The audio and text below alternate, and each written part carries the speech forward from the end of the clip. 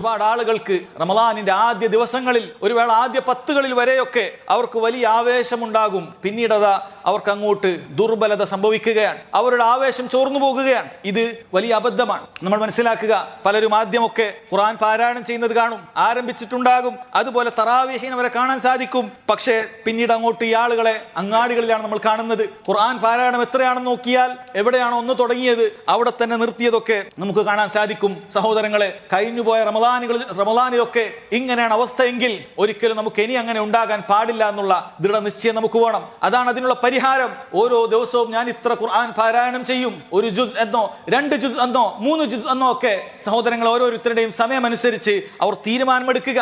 അതുപോലെ അത് കൃത്യമായി നടപ്പാക്കാൻ ശ്രമിക്കുക.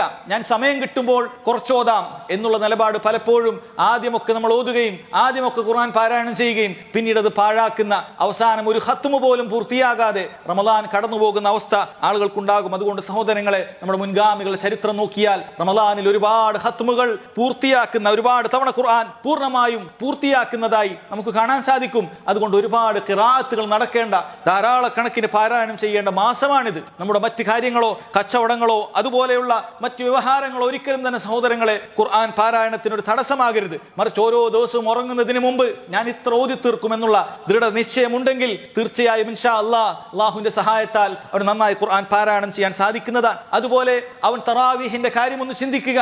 അരമണിക്കൂർ അല്ലെങ്കിൽ 1 മണിക്കൂറൊക്കെയുള്ള തറാവീഹ് നിസ്കാരത്തിന് വേണ്ടി ഇമാമിനോടൊപ്പം ആദ്യ അവസാനം അവൻ ജമാഅത്തായി നിസ്കരിച്ചാൽ രാത്രി മുഴുവൻ നിസ്കരിച്ചവനെ പോലെയാണെന്നുള്ളത് നബി സല്ലല്ലാഹു അലൈഹി വസല്ലം അറിയിച്ചിട്ടുള്ള കാര്യമാണ്. പക്ഷെ എത്രയോ ആളുകൾ ആദ്യത്തെ ആഴ്ചയിലൊക്കെ അവരെ കാണാൻ സാധിക്കും, പിന്നീട് അവർ അങ്ങാടിയിലാണ്, ഭക്ഷണം വാങ്ങുന്ന തിരക്കുകളിലാണ്, സ്റ്റാളുകളിലാണ് അവരെയൊക്കെ കാണുന്നത്. സഹോദരങ്ങളെ, എത്ര വലിയ ഖേദകരമായ അവസ്ഥയാണ്. ഇത്രയും ഒരുപാട് പ്രതിഫലം കരസ്ഥമാക്കേണ്ട ഈ ദിനങ്ങളിൽ നീ ഭക്ഷണം തേടി പോകുകയാണോ? ഭക്ഷണത്തിന് വേണ്ടി നിന്റെ സമയങ്ങളെ മാറ്റിവെക്കുകയാണോ? ഈ പറയുന്ന കാര്യങ്ങളെല്ലാം നിനക്ക് മറ്റു ദിവസങ്ങളിലും മറ്റു മാസങ്ങളിലും ഒക്കെ ലഭിക്കുന്നതാണ്. പക്ഷേ റമളാനിന്റെ ശ്രേഷ്ഠതയും പ്രതിഫലവും ഈ ദിനരാത്രങ്ങളിലല്ലാതെ അവർക്ക് ലഭിക്കുകയില്ല എന്നുള്ള കാര്യം പലപ്പോഴും അവർ ഓർമ്മിക്കുന്നില്ല എന്നുള്ളതാണ്. അതുപോലെ ചിന്തിക്കുക, ഒരു വേള ഇത് അവസാനത്തെ റമളാനായേക്കാം.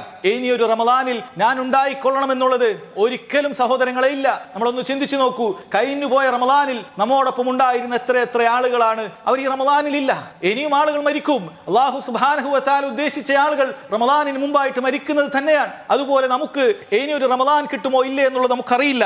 അതുകൊണ്ട് കിട്ടിയ റമളാൻ അതിന്റെ രാത്രിയും പകലുമെല്ലാം കൃത്യമായി ഇബാദത്തുകൾ ചെയ്യാൻ വേണ്ടി നമ്മൾ പരിശ്രമിക്കണം. വിശിഷ്യ നിർബന്ധമായ കാര്യങ്ങളിലാണ് ഏറ്റവും കൂടുതൽ ശ്രദ്ധ വേണ്ടത്. കാരണം ചിലർ നിർബന്ധമായ നിസ്കാരങ്ങളൊക്കെ പാഴാക്കിയിട്ട് തറാവീഹിനൊക്കെ വളരെ കൃത്യമായി കാണും, അത് അവരുടെ വിവരക്കേടാണ്. ചിലർ ഇശാ നിസ്കാരത്തെ ഒക്കെ പാഴാക്കിയിട്ട് തറാവീഹിന് കൃത്യമായി എത്തുന്നത് കാണാൻ സാധിക്കും. കൂടുതൽ പ്രാധാന്യം തറാവീഹിനുള്ളതുപോലെയാണ്. അല്ല, കൂടുതൽ പ്രാധാന്യം ഇശാ ജമാഅത്തിനാണ്. അതിനുശേഷമേ ഉള്ളൂ ഏതൊരു സുന്നത്ത് നിസ്കാരത്തിനും എന്നുള്ളത് മനസ്സിലാക്കുക.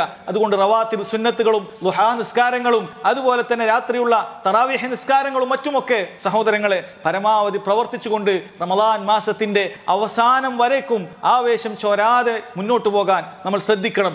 ആദ്യത്തിൽ തന്നെ തളർന്നു പോകുന്ന, വീണുപോകുന്ന ആളുകളിൽ നമ്മൾ പെട്ടുപോകാൻ പാടില്ല എന്നുള്ളതാണ്.